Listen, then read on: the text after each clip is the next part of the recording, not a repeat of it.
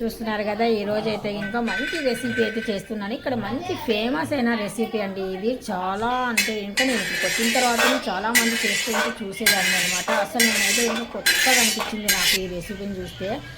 మా రాయలసీమలో అయితే ఈ రెసిపీ ఎవరు చేయలేదు ఇంతవరకు, నేను ఆలోచించలేదు ఫస్ట్ ఆఫ్ ఆల్. ఇప్పుడు ఏమైనా చేస్తున్నారేమో తెలియదు. ఈ రెసిపీ మీలో మీ ఇంట్లో ఎంతమంది చేశారో ఒక్కసారి కామెంట్ రూపంలో అయితే చెప్పండి నాకు.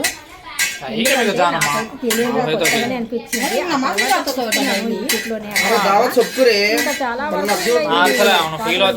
రెసిపీ అంత ఫేమస్ అయిపోయింది ఈ రెసిపీ. టేస్ట్ కూడా చాలా వరకు బాగుంటుందండి. ఎంత బాగుంటుందంటే ఇందులో మనం అన్ని గరం మసాలాలు, కొద్దిగా పల్లీలు, నువ్వులు ఇవన్నీ యాడ్ చేశాను కదా, సూపర్ డూపర్గా ఉంటుంది అనమాట. అందుకనేసి నేను కూడా ట్రై చేద్దాం అనేసి ఈరోజు చేశానండి. అసలు ఎంత బాగుందంటే ఇంకా నేను అనుకోలేదు ఇంత టేస్ట్ ఉంటుంది అనేసి. పకోడీ చారు ఇంత టేస్ట్గా ఉంటుందా అనేది నాకు అప్పుడే తెలిసింది తిన్న తర్వాతనే. అంతకుముందు అనేవాళ్ళు అందరు చాలామంది. అయితే నేను ఆలోచించేదాన్ని, పకోడీ చారు అలాగే అది ఎలాగ ఉంటుంది అనుకున్నదాన్ని అనమాట. అంటే ఇంకా లేదండి, చాలా బాగుంటుందండి, చాలా బాగుంటుంది. టేస్ట్ అయితే ఇంకా సూపర్గా ఉంటుంది, ఒకసారి ట్రై చేయండి అని చెప్పారు నాకు మా వీధిలో ఉన్నవాళ్ళు. అయితే ఇంకా ఒకసారి అయితే ఇంకా ట్రై చేద్దాం అనుకున్నాను, కానీ ఇప్పుడైతే కనుక అవసరము యూట్యూబ్లో కూడా అప్లోడ్ చేస్తే కనుక ఎవరికైనా ఈ రెసిపీ తెలియకపోతే ఇంకా చేసుకుంటారు కదా అనేసి ఈ రెసిపీ అయితే ఇంకా ఈరోజు చేస్తున్నాను. చూడండి మరి A to Z స్టార్టింగ్ నుండి ఎండింగ్ నుండి స్టార్టింగ్ వరకు చూడండి. ఎండింగ్ అంటే స్టార్టింగ్ నుండి ఎండింగ్ వరకు చూడండి, తెలుస్తుంది మీకే. ఏమేమి ఇస్తున్నాను ఇక్కడ నేను పచ్చిమిరపకాయలు, టమాటా పండ్లు ముక్కలు అయితే ఇంకా ఆనియన్ ముక్కలు పొడుగుగా అయితే కటింగ్ చేసానండి. కొద్దిగా ఫ్రెష్ అయిన కరివేపాకు, ఇందులో కనుక ఎండుమిర్చి ఇవన్నీ వేసాను. కొద్దిగా జీలకర్ర యాడ్ చేశాను, తాలింపు వేసాను. ఇది పచ్చివాసన పోయేంత వరకు కొద్దిగా వేగాలనేసి బాగా వేగిన తర్వాత మనం చింతపండు తీసుకుంటున్నాం కదా, చింతపండు పులుసుని మాత్రము ఇందులో యాడ్ చేసేస్తున్నాను. కొద్దిగా మిరియాలు కూడా వేసాను దిట్టంగా. ఎంతో బాగుందంటే అసలు ఈ కాలంలో మనకు కొద్దిగా దగ్గు జలుబుతో కూడా చాలామంది ఇబ్బంది పడతారు కదా, అలాంటి వాళ్ళలో కూడా ఈ రెసిపీ చాలా సూపర్గా ఉంటుంది. వేడి వేడి అన్నంలో ఈ టమోటా ఇది పకోడీ చారు పెట్టుకొని తిన్నారనుకోండి, పకోడీ చారు సూపర్ డూపర్గా ఉంటుందండి, చాలా బాగుంటుంది. ఇంకంటే నలుచుకొని తిన్నాక మనకి ఏటి అవసరం లేదు, ఎందుకంటే మనకు చారులోనే చివర్లో మనకు రసం అయితే కనుక అంటే పులుసు, చింతపండు పులుసు రెడీ అయిపోయింది. ఇప్పుడు ప్రాసెస్ ఏంటో చూసేద్దాము. కళాయి అయితే పెట్టేస్తున్నాను, దీంట్లో సరిపోయినట్టుగా ఆయిల్ అయితే యాడ్ చేస్తున్నాను. ఇక్కడ శనగపిండి వచ్చేసి నేను కొద్దిగా 1 కప్పు తీసుకొని జల్లెడ పట్టేశాను. ఇక్కడ పొడుగా సన్నంగా ఆనియన్ కటింగ్ చేసుకున్నాను, మిర్చి కటింగ్ చేసుకున్నాను. ఇప్పుడు ఇందులో యాడ్ చేస్తున్నాను శనగపిండిలో. టేస్ట్కి సరిపోయినట్టుగా సాల్ట్ అయితే యాడ్ చేస్తున్నాను.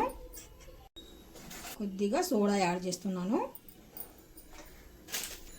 కొద్దిగా జీరా, కొద్దిగా ఇలాగ రఫ్ చేసి వేస్తే ఇంకా బాగుంటుంది.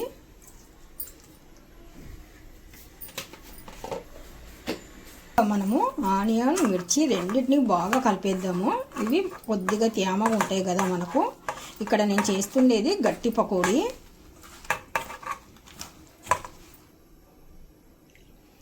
కొద్దిగా వాటర్ తీసుకొని పిండి అయితే గట్టిగా కలుపుకోవాలి. నూనె హీట్ ఎక్కిన తర్వాత కొద్దిగా ఇలాగా చిన్న ముక్కల్లాగా వదిలేస్తున్నాను. ఒక్క పిరికడి తీసుకొని కొద్దిగా ఇలాగ వదులుకుంటూ వెళ్ళిపోతే అవి చిన్న పీసెస్ లాగా మనకు గట్టి పకోడీ రెడీ అయిపోతుంది.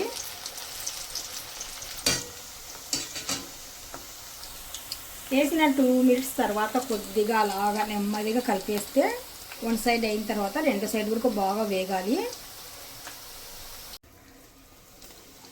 చూస్తున్నారు, నూనె అయితే బాగా హీట్ ఎక్కింది. నూనె బాగా అంతా మరి తగ్గించేసి ఇప్పుడు బాగా పకోడీని అయితే వేసేద్దాం. ఇలాగా చలికాలంలో ఏ మాత్రం చారులో అయినా కానీ సరే, పప్పు చారు, టమోటా చారు, చింతపండు చారు, మిరియాల చారు, అల్లం చారు ఇలాంటి చారులు పెట్టుకొని తింటే కనుక చాలా బాగుంటుందండి. దగ్గుతో మనము కాపాడుకోవచ్చు, కఫంతో కాపాడుకోవచ్చు, గొంతు గరగరతో కాపాడుకోవచ్చు.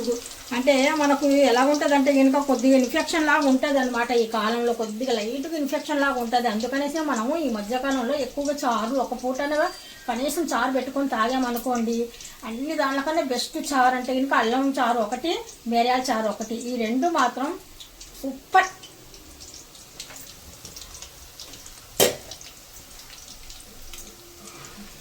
నేను మాటల్లోనే ఒక ట్రిప్ అయితే ఇంకా తీసేసాను. గట్టి పకోడీ ప్లేట్లు వేసి చూస్తున్నారు కదా. మరి ఎక్కువగా ఆయిల్ వేసేసి ఎక్కువగా సేపు అవి వేసే వరకు మనం 2-3 సార్లు యూస్ చేయాలి ఆయిల్. ఎందుకు అనేసి నేను కొద్దిగా తగ్గించుకొని ఆయిల్ ఒక 2 పూటలకు సరిపోయినట్టుగా అయితే ఇంకా పెట్టానండి. ఈరోజు రేపు వండుకుంటే ఇంకా ఈ ఆయిల్ అనేది మనకి యూస్ అయిపోతుంది. మనం ప్యాకెట్ ఆయిల్ వేసేసి కుకింగ్ చేసామనుకోండి, ఆ ప్యాకెట్ ఆయిల్ అయిపోయేలోపు మనకు 4 రోజులు మినిమం మనకు 4 రోజులు అయితే పడుతుంది.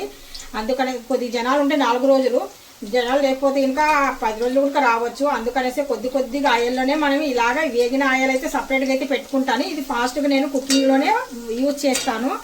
ఎందుకంటే మనము ఎక్కువగా వేసేసి అది ఎక్కువ కాలి మళ్ళీ వండుకొని అలా తినకుండా కొద్ది జాగ్రత్తలు చిన్నవి పాటిస్తే చాలా బాగుంటుంది.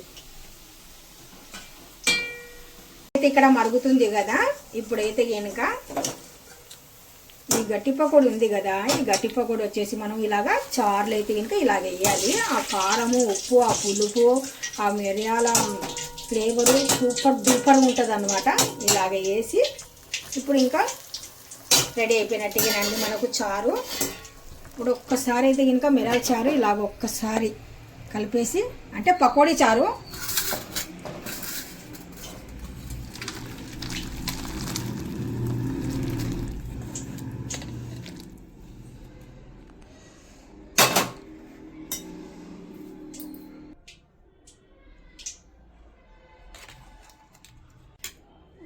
తీసుకున్నా पता चला अच्छे से बता ठहरो 1 मिनट ठहरो ऊपर